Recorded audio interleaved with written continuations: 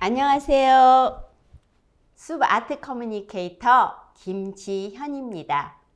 저는 숲 해설가로서 20여 년 동안 자연과 인간의 소통을 위해 노력하였습니다.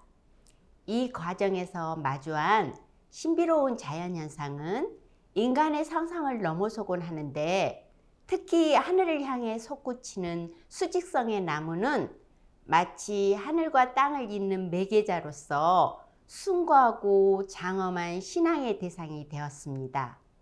또한 나무가 주는 생명력, 포용력, 그리고 나눔의 지혜를 알아가면서 나무 앞에서 저절로 고개 숙이는 겸손함을 배우기도 하였지요. 긴장 속 경쟁의 일상에서 벗어나 자연 안에서 무장해제되어 내면의 순수한 감정과 대면하고 그것을 표현하는 방법으로 사람들은 시를 쓰고 노래하며 그림 그리고 춤추기도 합니다. 음치, 박치, 몸치인 저는 가슴속 느낌을 나무, 돌, 흙, 낙엽 등을 이용하여 작품을 만들므로써 표현하였죠. 특히 2016년부터는 자연, 환경 등에 관한 내용의 대본을 직접 쓰고 대본에 나오는 캐릭터를 나무와 천 등을 이용하여 인형으로 만들고 그 인형을 이용하여 창작 인형극을 공연하는 작업을 하고 있습니다. 숲 아트 커뮤니케이터로 자연과 예술을 통하여 소통하기 위해 노력하고 있지요. 이 작품은 제가 처음으로 만든 나무 인형입니다. 나뭇결마다 다르게 조각해야 하는 것을 모르고 실수를 많이 했었지요. 나무 인형, 이 단어를 들으면 무엇이 떠오르시나요? 저는 피노키오가 떠오릅니다. 어린 시절에 읽었던 피노키오는 영원한 노스텔지아입니다. 제페토 할아버지가 만든 나무 인형, 피노키오가 인간이 되기까지의 과정을 마음 졸이며 응원했던 기억이 지금도 선명하니까요.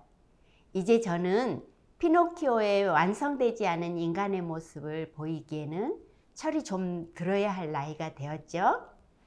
제페토 할아버지의 따뜻한 사랑과 포용을 나눠야 할 때입니다.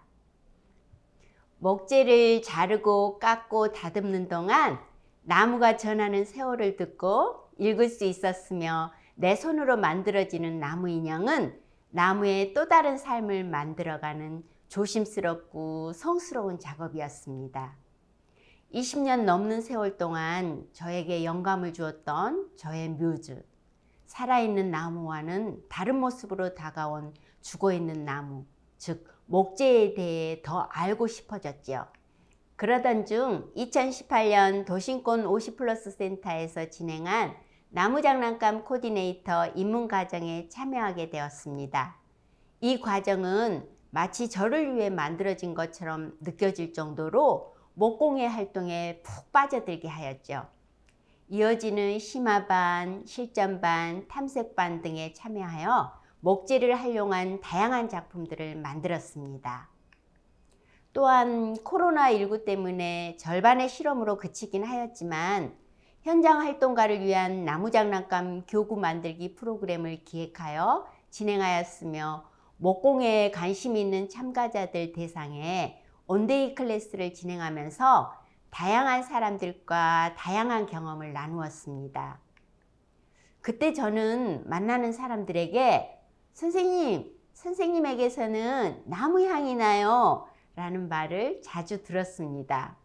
아마 목공의 작업을 마치고 오시며 머리에 온통 묻은 나무 조각들을 털어낼 생각도 하지 못하고 미친 듯이 다녔던 것 같습니다.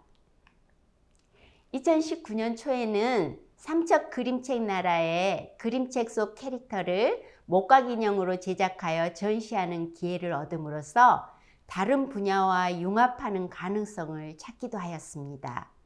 지금 화면에 보이는 작품이 그때 제작한 작품인데요. 동화책 2권을 작업하였습니다.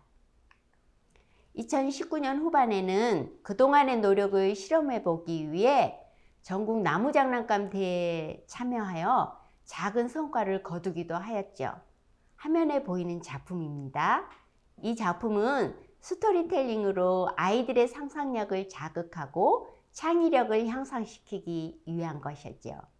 작업하느라 도심권 50플러스 센터 작은 목공실에 파묻혀 살다시피 하였는데 아침에 출근하여 저녁에 퇴근하는 날들을 지내다 보니 센터 직원이라는 별명까지 얻었습니다.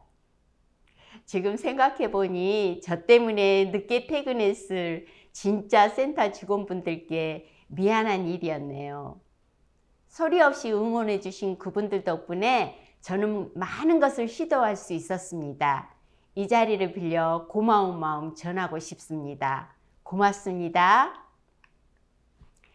2020년에는 목재 장난감, 목재 교구, 목재 용품 등을 교육활동과 연계하여 어린이들은 물론 치매 어르신과 함께 교육에 참여하면서 목공의 활동과 나무로 만든 제품들이 사람들에게 어떤 영향을 미치는지 연구 조사하는 기회를 얻었고 그 연구는 지금도 계속되고 있습니다.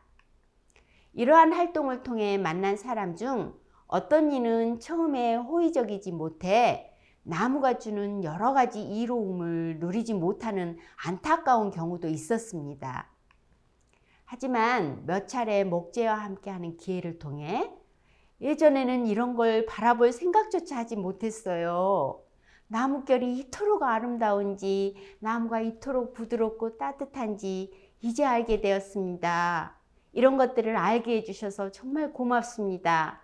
라는 인사말을 전하는 그분들을 지켜보며 기쁨과 함께 사람과 나무를 소통시키기 위한 방법론을 연구할 가치가 있음을 알게 되었죠. 한편으로 이러한 일련의 과정들은 목공예를 하면 할수록 간단한 작업이 아니라는 생각이 들게 하였습니다.